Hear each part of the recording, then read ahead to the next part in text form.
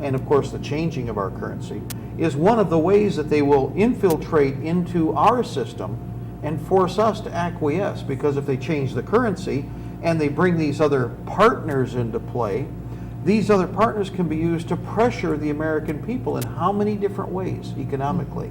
You're looking at an equity with regard to currency exchange in Mexico. It has to be equalized. They have to come up, and we've already been seeing this just across the water to our north of where we're sitting right now. Guys, for the first time in our history, we're looking at almost a 1-to-1 parity between what? The Canadian dollar and the American dollar. When have we ever seen this? Guys, I'm 52 cents on the dollar, 73 cents on the dollar. The only reason you want to go to Canada is because you get stuff cheap. Well, the CFR documents show that they want three world economies, in which they've almost succeeded in getting them, with the European economy, the Asian economy, and the North American economy, or unions as they call them.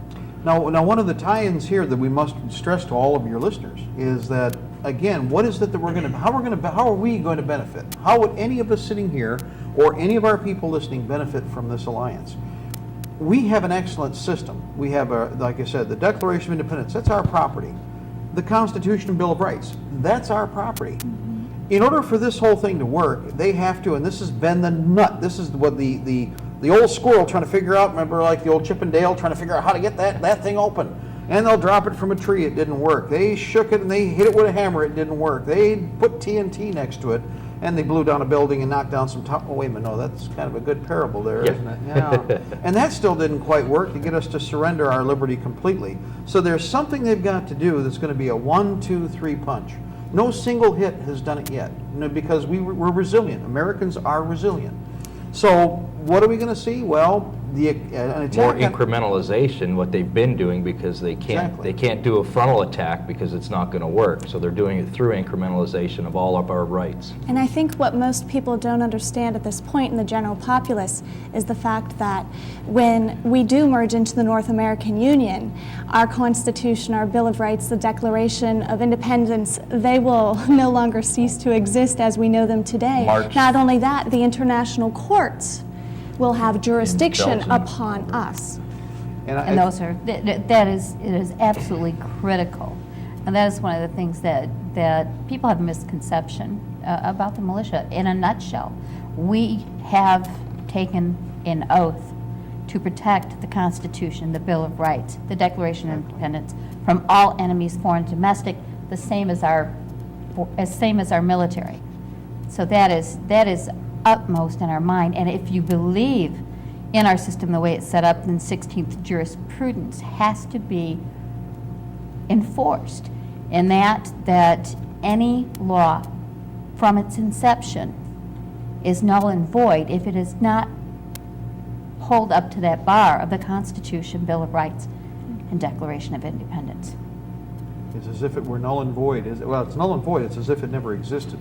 And I think that's one of the biggest problems that we have to face right now is we are pressed to come up with a peaceable solution to this issue, but we are obligated under both the Declaration of Independence, the Constitution itself, the Articles of Confederation, which of course all of these documents spell out basically that the power is in the hands of the people, that these documents are a protection for us upon government, a chain upon government.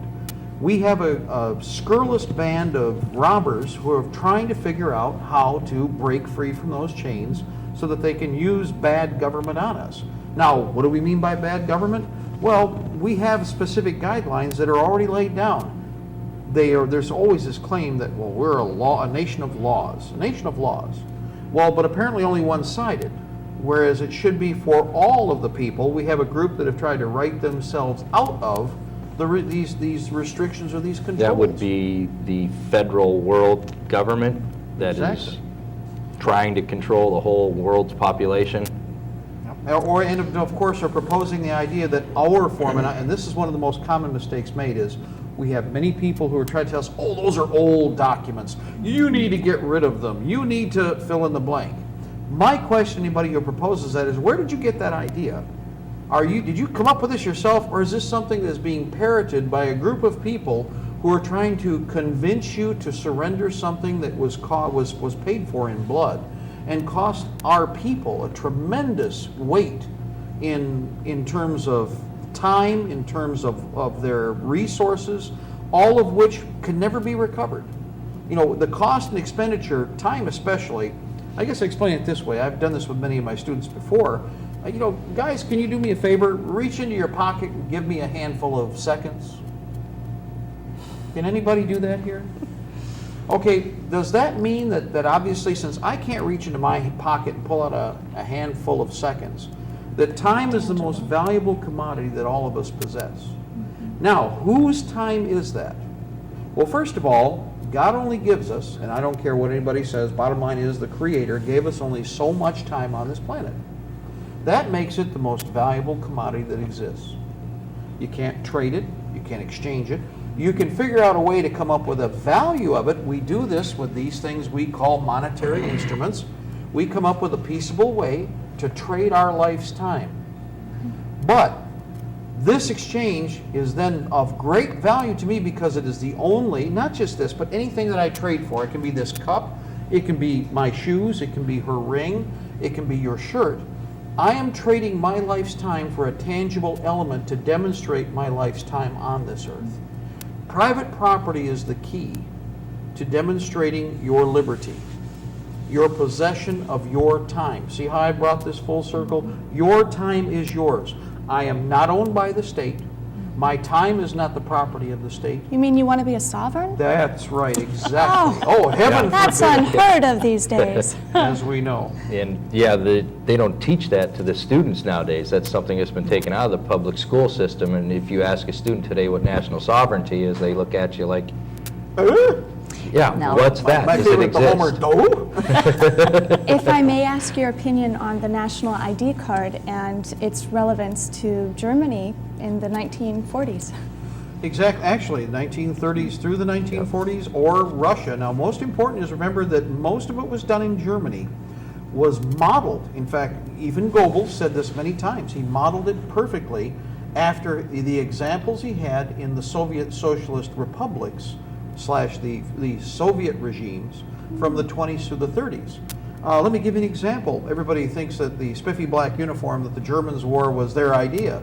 Goebbels would tell you flat out that where he got the idea for the black uniform was from the NSKVD, who had always worn black as a death color as the interior police of the Soviet socialist system. Like our SWAT teams today. And why would they wear that? Because it's ominous and oppressive. And what did that guy say that we saw on YouTube here not long ago? Well, I wear this to intimidate you. Oh my. Now, the KGB did a little more than that. They didn't just want to terrify a little bit. They stacked people like cordwood, shot them in the back of the head, and we can't even count the millions because there are so many. We're still finding them in Russia or in the Ukraine, stacked, literally. When we say stacked like cordwood, people have to understand that that machine worked as a death machine. This is one of the things about socialism that I would argue again, despite everybody else's comments, these people did it as a factory job. Oh, yes. They didn't Where they just- took thousands upon thousands of people out to the Black Sea and blew the ice out from underneath them to let them drown. And this Yes. is historically, the sad part about it is documented by Alexander Solzhenitsyn in an excellent series of books. The First Circle is one example. The Gulag Archipelago, it was mandatory reading back when I was going to school. Now, of course, there's a lot of fine, real long words. But Alexander Solzhenitsyn lived in the gulags. He understood them. He was punished many times for just simply his writings. But he explained the system. And it is the system when people ask me, well, what do you think is going to happen in 10, 20, 30, 40, 60, 70 years? That's what we in the Patriot Movement should be worried about.